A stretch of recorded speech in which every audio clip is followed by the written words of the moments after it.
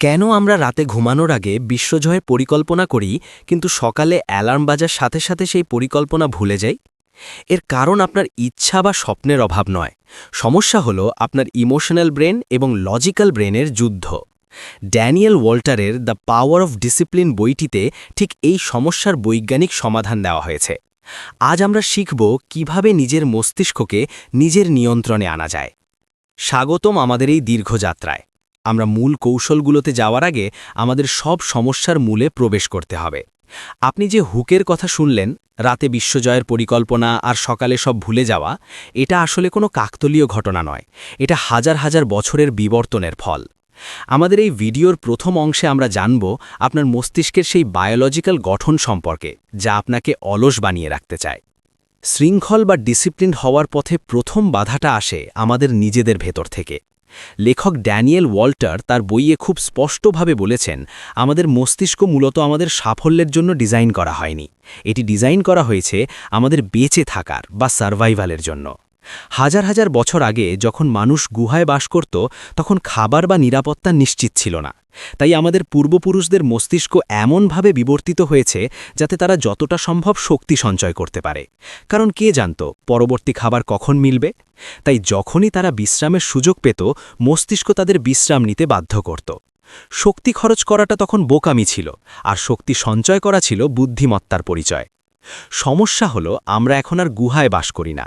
আমাদের খাবারের অভাব নেই, নিরাপত্তার অভাব নেই, কিন্তু আমাদের মস্তিষ্ক এখনও সেই ২০,০০০ বছর আগের সফটওয়্যার দিয়েই চলছে। আপনার মস্তিষ্ক এখনও মনে করে শক্তি খরচ করা মানেই বিপদ। তাই যখনই আপনি জিমে যাওয়ার কথা ভাবেন বা কোনো কঠিন প্রজেক্টে কাজ শুরু করতে চান, আপনার মস্তিষ্কের সেই আদিম অংশটি চিৎকার করে বলে ওঠে, না, শক্তি খরচ করো না, বিশ্রাম নাও, টিভি দেখো, শুয়ে থাকো। এটাকে বিজ্ঞানের ভাষায় বলা হয় the path of least resistance, বা সবচেয়ে কম বাধার পথ। পানি যেমন সবসময় ঢালু পথ দিয়ে গড়িয়ে যায় কারণ সেখানে বাধা কম, আমাদের মস্তিষ্কও ঠিক তেমনি যেই কাজে কষ্ট কম সেই কাজটিই বেছে নিতে চায়। ড্যানিয়েল ওয়াল্টার এই ব্যাপারটিকে ব্যাখ্যা করেছেন আমাদের মস্তিষ্কের দুটি অংশের যুদ্ধ মাধ্যমে।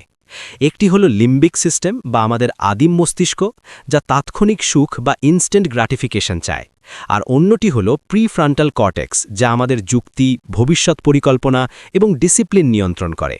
লিম্বিক সিস্টেম অত্যন্ত শক্তিশালী এবং দ্রুত। যখনই আপনি একটি চকলেট কেক দেখেন বা স্মার্টফোনের নোটিফিকেশন সাউন্ড শোনেন, তখন আপনার লিম্বিক সিস্টেম সেকেন্ডের ভগ্নাংশের মধ্যে সক্রিয় হয়ে ওঠে। এটি আপনাকে বলে, এটা খাও বা ফোনটা চেক করো, ভালো লাগবে। এটি আপনাকে ডোপামিন বা সুখের হরমোন রিলিজ করার লোভ দেখায়। অন্যদিকে আপনার প্রিফ্রন্টাল কর্টেক্স একটু ধীর গতির। এটি আপনাকে মনে করিয়ে দিতে চায়, কেকটা খেও না, তোমার ডায়েট নষ্ট হবে, কিংবা এখন ফোন চেক করো না, তোমার পড়ার ক্ষতি হবে। কিন্তু অধিকাংশ সময়ই প্রিফ্রন্টাল কর্টেক্স লিম্বিক সিস্টেমের শক্তির কাছে হেরে যায়। কেন এমন হয়? কারণ আমরা তাৎক্ষণিক পুরস্কার বা ইনস্ট্যান্ট গ্র্যাটিফিকেশনে আসক্ত।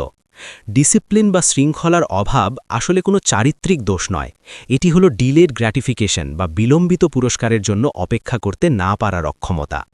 আপনি জানেন যে আজ কষ্ট করলে ৫ বছর পর আপনি সফল হবেন, কিন্তু আপনার আদিম মস্তিষ্ক ৫ বছর পরের পুরস্কার বোঝে না।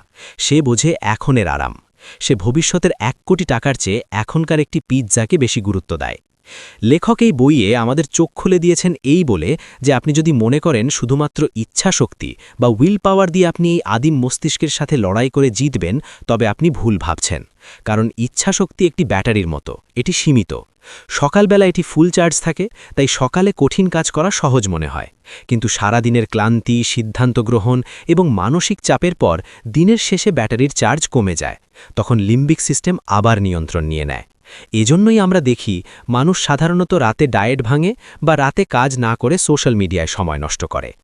তাহলে সমাধান কি? সমাধান কি নিজের মস্তিষ্কের বিরুদ্ধে যুদ্ধ করা?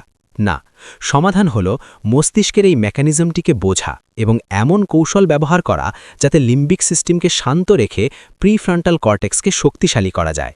সফলতা আসলে কোনো জাদুর কাঠি নয়, এটি হলো আপনার আদিম প্রবৃত্তিকে নিয়ন্ত্রণ করার বিজ্ঞান। এবং এই বিজ্ঞানটি আয়ত্ত করার জন্য আমাদের প্রথমে বুঝতে হবে একটি বড় ভুল ধারণা সম্পর্কে, যা আমাদের অধিকাংশকেই ব্যর্থ করে দেয়। আমরা মনে করি কাজ শুরু করার জন্য আমাদের মুড বা অনুপ্রেরণার প্রয়োজন, কিন্তু লেখক বলছেন এটি আমাদের জীবনের সবচেয়ে বড় মিথ্যে।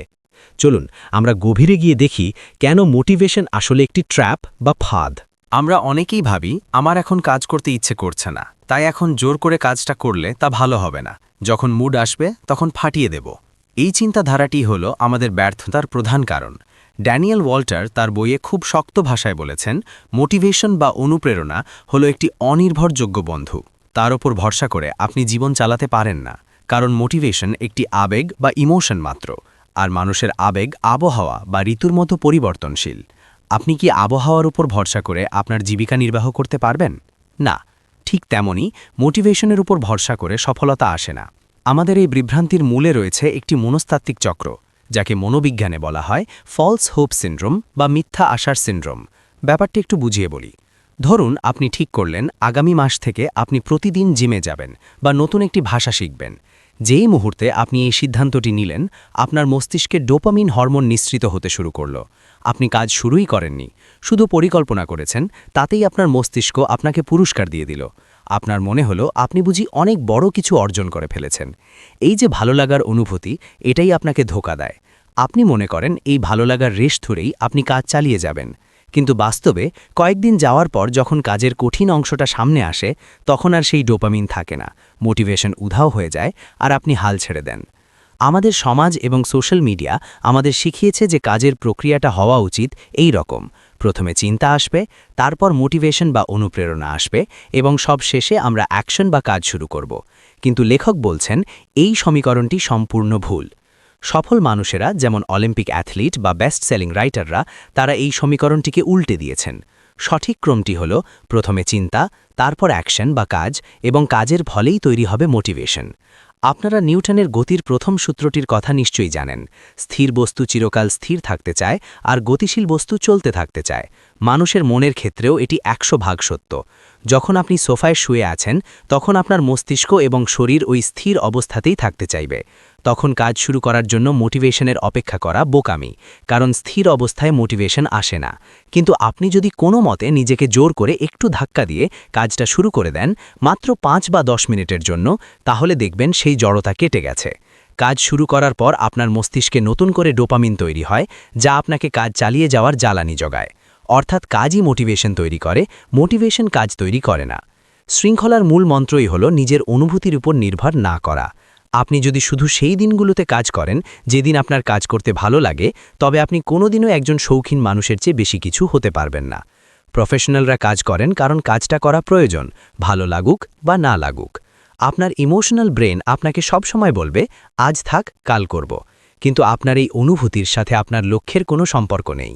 ড্যানিয়েল ওয়াল্টার আমাদের মনে করিয়ে দেন যে আমরা আমাদের চিন্তা বা অনুভূতি নিয়ন্ত্রণ করতে পারি না, কিন্তু আমরা আমাদের হাত পায়ের নড়াচড়া বা অ্যাকশন নিয়ন্ত্রণ করতে পারি।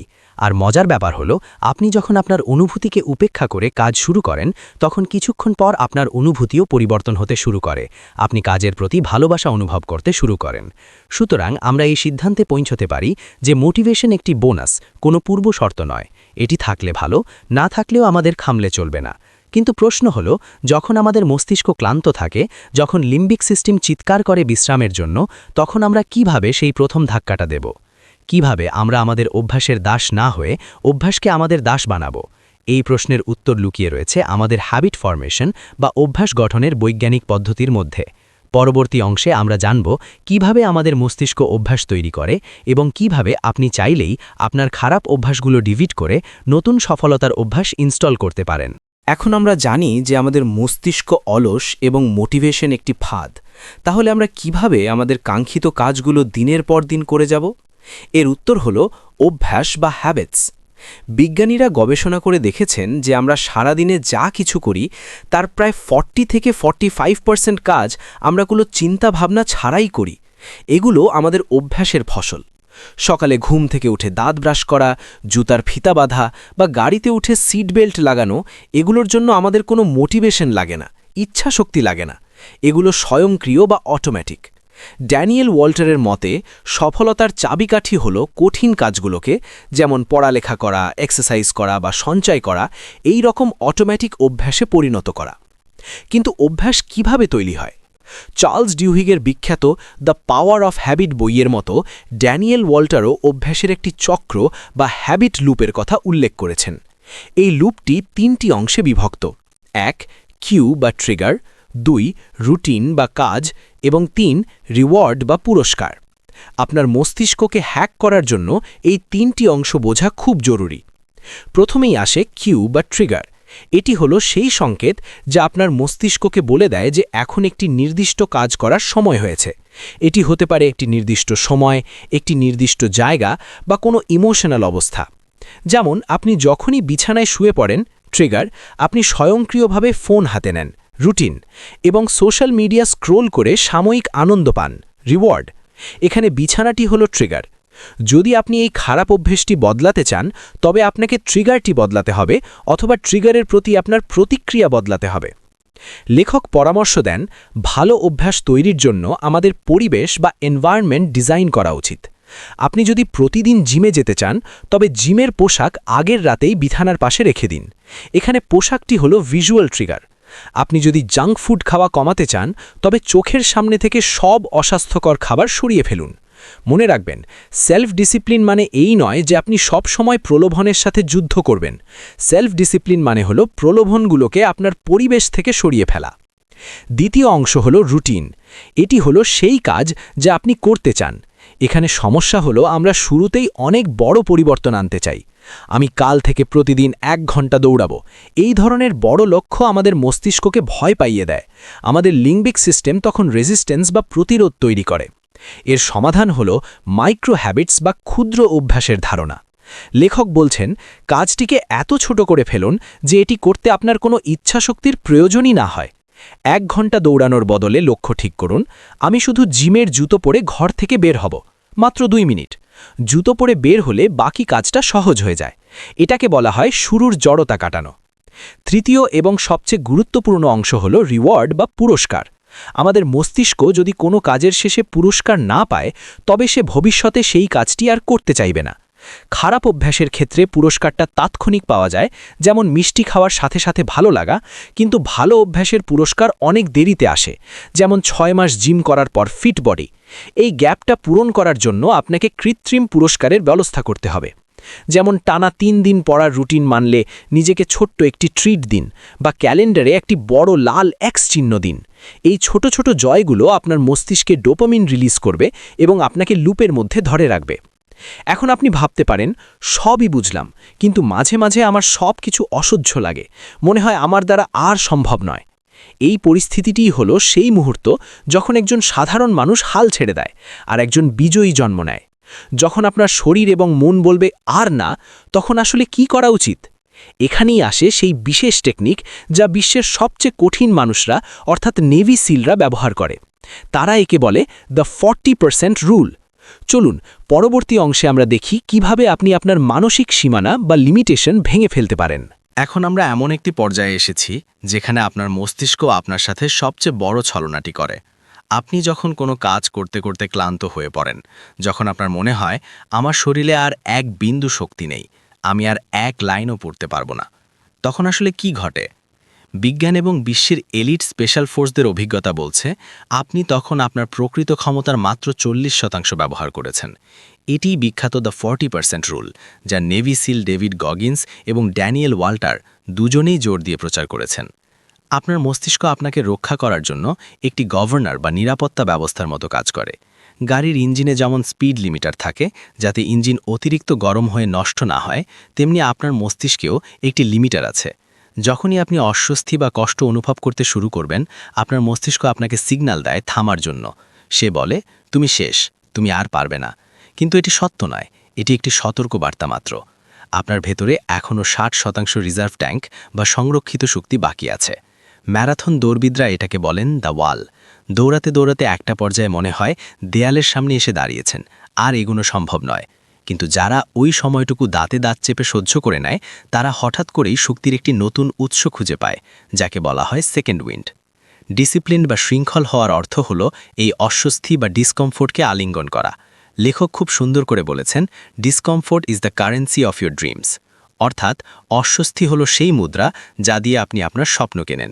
আমরা সাধারণত আরাম বা কমফোর্ট জোনে থাকতে পছন্দ করি, কিন্তু কমফোর্ট জোনে কোনো প্রবৃদ্ধি বা গ্রোথ হয় না। আপনি যখন জিমে গিয়ে হালকা ওজন তুলবেন, আপনার পেশি বাড়বে না।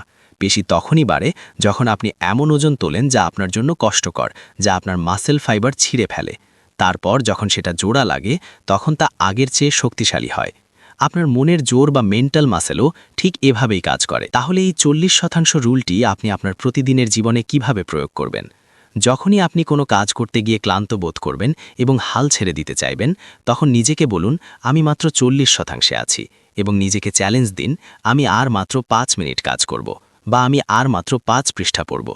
এই ছোট্ট পুশটা বা ধাক্কাটা আপনার মস্তিষ্কের লিমিটারকে ভেঙে দেয়। আপনি যখন বারবার নিজের সীমানা অতিক্রম করবেন, তখন আপনার মস্তিষ্ক তার বেজলাইন বা সাধারণ ক্ষমতা বাড়িয়ে নেবে। যেটা আগে আপনার কাছে কঠিন মনে হতো, সেটা তখন স্বাভাবিক মনে হবে। এই মানসিক দৃঢ়তা অর্জনের জন্য লেখক আমাদের পরামর্শ দিয়েছেন আমাদের ফোকাস বা মনোযোগকে লেজারের মতো তীক্ষ্ণ করতে। কারণ আমরা যখন একসাথে অনেক কিছু করতে যাই বা মাল্টিটাস্কিং করি, তখন আমাদের মানসিক শক্তি দ্রুত শেষ হয়ে যায়। বর্তমান যুগে আমাদের মনোযোগের সবচেয়ে বড় শত্রু হলো আমাদের চারপাশে থাকা হাজারো অপশন এবং ডিস্ট্র্যাকশন। আমরা সব কিছু করতে চাই, সব কিছু পেতে চাই, কিন্তু ড্যানিয়েল ওয়াল্টার আমাদের মনে করিয়ে দেন যে লেস ইজ মোর। সফল হতে হলে আপনাকে না বলতে শিখতে হবে। আপনাকে বুঝতে হবে কোন কাজগুলো আসলেই জরুরি। আর এই জরুরি কাজগুলো খুঁজে বের করার জন্য আমাদের হাতে একটি জাদুকরী গাণিতিক সূত্র আছে, যা প্যারেটো প্রিন্সিপাল বা 80-20 রুল নামে পরিচিত। চলুন পরের অংশে আমরা দেখি কিভাবে কম পরিশ্রম করে বেশি ফলাফল পাওয়া সম্ভব। আমরা এতক্ষণ ধরে কঠোর পরিশ্রম এবং মানসিক দৃঢ়তা নিয়ে কথা বলেছি, কিন্তু ডিসিপ্লিন মানে শুধু গাধার মতো খাটা নয়। ডিসিপ্লিন মানে হলো বুদ্ধিমানের মতো পরিশ্রম করা। এখানেই আমাদের সামনে আসে ইতালীয় অর্থনীতিবিদ উইলফ্রেডো প্যারেটোর সেই বিখ্যাত সূত্র, দ্য 80-20 রুল। ড্যানিয়েল ওয়াল্টার তার বইয়ে দেখিয়েছেন যে আপনার জীবনের 80% ফলাফল আসে মাত্র 20% কাজ থেকে। বাকি 80% কাজ আপনাকে মাত্র 20% ফলাফল দেয়। আমরা অনেকেই সারাদিন ব্যস্ত থাকি, কিন্তু দিন শেষে মনে হয় কিছুই করা হলো না। এটাকে বলা হয় being busy versus being productive. ব্যস্ত থাকা আর উৎপাদনশীল হওয়ার মধ্যে আকাশ পাতাল তফাৎ। আপনি সারাদিন ইমেল চেক করেন, মিটিং করেন আর ঘর গোছান। আপনি ব্যস্ত ছিলেন ঠিকই, কিন্তু আপনি কি আপনার মূল লক্ষ্যের দিকে এগিয়েছেন? সম্ভবত না। ডিসিপ্লিন মানে হলো ওই গুরুত্বপূর্ণ 20% কাজ বা হাই ভ্যালু টাস্কস খুঁজে বের করা এবং সেগুলোতে নির্মমভাবে ফোকাস করা। আপনার জীবনের দিকে তাকান, কোন সেই 20% কাজ যা আপনার কেরিয়ার বা পড়াশোনায় সবচেয়ে বড় পরিবর্তন আনবে? হয়তো সেটা কোডিং শেখা বা ক্লায়েন্টদের সাথে কথা বলা বা রিসার্চ পেপার লেখা। বাকি কাজগুলো, যেমন সোশ্যাল মিডিয়া পোস্ট করা, অদরকারি ফোন কল বা ছোটখাটো কাজ, এগুলো আপনাকে শুধু ক্লান্তই করে। লেখক পরামর্শ দেন, দিনের শুরুতেই আপনার সর্বোচ্চ এনার্জি বা উইল পাওয়ার দিয়ে ওই 20% কাজ শেষ করুন। মার্ক টুয়েন একবার বলেছিলেন, সকালে ঘুম থেকে উঠেই যদি আপনি একটা জ্যান্ত ব্যাঙ খেয়ে ফেলেন, তবে সারাদিনে এর চেয়ে খারাপ আর কিছু আপনার সাথে ঘটবে না। এখানে ব্যাঙ হলো আপনার দিনের সবচেয়ে কঠিন কিন্তু সবচেয়ে গুরুত্বপূর্ণ কাজটি। কিন্তু ফোকাস ধরে রাখা বর্তমান সময়ের সবচেয়ে বড় চ্যালেঞ্জ। আমাদের পকেটে থাকা স্মার্টফোনটি প্রতি মুহূর্তে আমাদের মনোযোগ চুরি করার জন্য প্রস্তুত। এই সমস্যার সমাধানের জন্য লেখক ডিপ ওয়ার্ক বা গভীর মনোযোগের কথা বলেছেন। যখন আপনি কোনো কাজ করবেন, তখন পৃথিবীর সাথে সব যোগাযোগ বিচ্ছিন্ন করে দিন। ফোন সাইলেন্ট করুন, ইন্টারনেট বন্ধ রাখুন। গবেষকরা দেখেছেন, একবার মনোযোগ বিচ্ছিন্ন হলে পুনরায় সেই গভীর মনোযোগে ফিরে আসতে গড়ে 23 মিনিট সময় লাগে। অর্থাৎ আপনি যদি কাজের মাঝে 3 বার ফোন চেক করেন, তবে আপনি প্রায় 1 ঘন্টা উৎপাদনশীল সময় হারিয়ে ফেললেন। ফোকাস ধরে রাখার আরেকটি চমৎকার টেকনিক হলো পোমোডোরো টেকনিক। আপনি যদি টানা কাজ করতে ভয় পান, তবে 25 মিনিটের টাইমার সেট করুন। নিজেকে বলুন, আমি মাত্র 25 মিনিটেই কাজটি করব, তারপর 5 মিনিটের ব্রেক নেব। এই ছোট্ট সময়সীমা আপনার মস্তিষ্ককে আশ্বস্ত করে যে কষ্টটা দীর্ঘস্থায়ী নয়। 25 মিনিট পর 5 মিনিটের ব্রেক নিন, একটু হাঁটুন, পানি পান করুন। এভাবে 4টি সাইকেল শেষ করার পর একটি বড় ব্রেক নিন। এটি আপনার মস্তিষ্ককে সতেজ রাখে এবং বার্নআউট বা অতিরিক্ত ক্লান্তি থেকে বাঁচায়। তবে মনে রাখবেন, আপনি যত কৌশলী জানুন না কেন, দিন শেষে আসল লড়াইটা আপনার নিজের সাথেই। আপনি যদি এখনই পরিবর্তন না আনেন, তাহলে আপনার ভবিষ্যৎ কেমন হবে? ভেবে দেখুন তো, আজ থেকে 5 বছর পর আপনি কোথায় থাকবেন যদি আপনি আজকের মতোই অলসতা চালিয়ে যান? এই চিন্তাটি ভয়ঙ্কর, তাই না? কিন্তু এই ভয়ই হতে পারে আপনার সবচেয়ে বড় শক্তি। চলুন আমাদের ভিডিওর শেষ অংশে আমরা দেখি ব্যর্থতার এই ভয় এবং সাফল্যের চিত্রায়ন কিভাবে আপনাকে চূড়ান্ত গন্তব্যে পৌঁছে দিতে পারে। আমরা আমাদের আলোচনার একদম শেষ পর্যায়ে চলে এসেছি। আমরা জানলাম মস্তিষ্কের গঠন, মোটিভেশনের ধোঁকা, অভ্যাসের চক্র এবং ফোকাস ধরে রাখার কৌশল। কিন্তু এই সব কিছু জানার পরেও একটি প্রশ্ন থেকে যায়, কেন আপনি এটা করবেন? কেন এত কষ্ট সহ্য করবেন? উত্তরটি লুকিয়ে আছে একটি নির্মম সত্যের মধ্যে। জিম রন একবার বলেছিলেন, আমরা সবাই দুটি যন্ত্রণার যে কোনো একটি ভোগ করব, শৃঙ্খলার যন্ত্রণা অথবা অনুশোচনার যন্ত্রণা। পার্থক্য হল শৃঙ্খলার ওজন আউন্সের সমান, কিন্তু অনুশোচনার ওজন টনের সমান। Discipline weighs ounces, but regret weighs tons. একটু চোখ বন্ধ করুন এবং কল্পনা করুন, আজ থেকে 5 বছর পরের দিনটি। আপনি ঠিক তেমনই আছেন যেমনটা আজ আছেন। আপনার স্বাস্থ্যের উন্নতি হয়নি, ব্যাংক ব্যালেন্স বাড়েনি, কোনো নতুন দক্ষতা শেখা হয়নি। আপনার সমসাময়িকরা এগিয়ে গেছে, আর আপনি অজুহাত দিয়ে যাচ্ছেন, আমার সময় ছিল না, মুড ছিল না। সেই 5 বছর পরের আপনি আয়নার সামনে দাঁড়িয়ে নিজের দিকে তাকিয়ে কি বলবেন? সেই অনুশোচনার ভার কি আপনি সইতে পারবেন? ড্যানিয়েল ওয়াল্টার বলছেন, এই নেগেটিভ ভিজুয়ালাইজেশন বা নেতিবাচক ভিজুয়ালাইজেশন একটি অত্যন্ত শক্তিশালী টুল। যখনই আপনার অলসতা লাগবে, তখনই নিজের এই ব্যর্থ ভার্সনটির কথা ভাবুন। ওই ভয় আপনাকে কাজ করতে বাধ্য করবে। এবার মুদ্রার অন্য পিঠটা দেখুন। কল্পনা করুন সেই 5 বছর পরের আপনাকে, যে আজকের পর থেকে প্রতিটি দিন ছোট ছোট স্যাক্রিফাইস বা ত্যাগ স্বীকার করেছে, যে প্রতিদিন ভোরে উঠেছে, যে সোশ্যাল মিডিয়া স্ক্রল না করে বই পড়েছে, যে ফাস্ট ফুড না খেয়ে স্বাস্থ্যকর খাবার খেয়েছে। সেই মানুষটি দেখতে কেমন? তার আত্মবিশ্বাস কতটা প্রখর? তার জীবন কতটা সুন্দর? সেই সফল আপনি আপনাকে ধন্যবাদ জানাচ্ছে আজকের এই কষ্টের জন্য। সফলতা কোনো লটারি নয়, এটি হলো আপনার আজকের নেওয়া ছোট ছোট সিদ্ধান্তের যোগফল বা কম্পাউন্ড এফেক্ট। আপনি আজকের যে বার্গারটি খাচ্ছেন না, বা আজকে যে 1 ঘন্টা পড়াশোনা করছেন, তা হয়তো কালকেই কোনো ফলাফল দেবে না, কিন্তু 5 বছর পর এই ছোট কাজগুলোই বিশাল ব্যবধান গড়ে দেবে। এই বইটির মূল সারমর্ম হল, আপনার জীবন আপনার হাতে। আপনার মস্তিষ্ক আপনাকে অলস বানাতে চাইবে, সমাজ আপনাকে ডিস্ট্র্যাক্ট করতে চাইবে, আপনার শরীর বিশ্রাম চাইবে। কিন্তু আপনি যদি এই আদিম প্রবৃত্তিগুলোকে জয় করতে পারেন, তবে আপনি অপরাজেয়। শৃঙ্খলা বা ডিসিপ্লিন কোনো শাস্তি নয়, এটি হলো স্বাধীনতা। এটি আপনাকে আপনার আবেগের দাসত্ব থেকে মুক্তি দেয়। যখন আপনি যা করতে চান তা করতে পারেন, মুড বা পরিস্থিতি যাই হোক না কেন, তখনই আপনি সত্যিকারের স্বাধীন। আমরা আশা করি এই দীর্ঘ আলোচনা আপনার চিন্তার জগৎকে কিছুটা হলেও নাড়া দিয়েছে। কিন্তু জ্ঞান কোনো শক্তি নয়, যতক্ষণ না আপনি তা প্রয়োগ করছেন। এই ভিডিওটি দেখা শেষ করে আপনি যদি আবার সেই পুরনো অভ্যাসে ফিরে যান, তবে এই 1 ঘন্টার কোনো মূল্য নেই। তাই আমরা আপনাকে একটি ছোট্ট চ্যালেঞ্জ দিয়ে শেষ করতে চাই। চলুন শেষ অংশে আমরা দেখি আজ এখন থেকেই আপনি কী পদক্ষেপ নিতে পারেন। ভিডিওটি শেষ করার আগে আমি চাই আপনি নিজের কাছে একটি প্রতিজ্ঞা করুন। এতক্ষণ আমরা অনেক তত্ত্ব, বিজ্ঞান এবং কৌশলের কথা বললাম, কিন্তু ড্যানিয়েল ওয়াল্টার বারবার বলেছেন, action is the only truth, বা কাজই হলো একমাত্র সত্য। আপনি যদি এখনই কোনো পদক্ষেপ না নেন, তবে আপনার মস্তিষ্ক এই তথ্যগুলোকে অপ্রয়োজনীয় মনে করে ডিলিট করে দেবে। তাই বুক এক্সপ্লোরারের পক্ষ থেকে আজ আমরা আপনাকে একটি ছোট্ট চ্যালেঞ্জ দিচ্ছি, দ্য 24 আওয়ার চ্যালেঞ্জ। আগামী 24 ঘন্টার জন্য আপনি খুব ছোট্ট একটি পরিবর্তন আনবেন। হতে পারে সেটা সকালে ঘুম থেকে উঠে ফোন না ধরা, অথবা মাত্র 10 মিনিটের জন্য বই পড়া, কিংবা ফাস্ট ফুড না খেয়ে বাসার খাবার খাওয়া।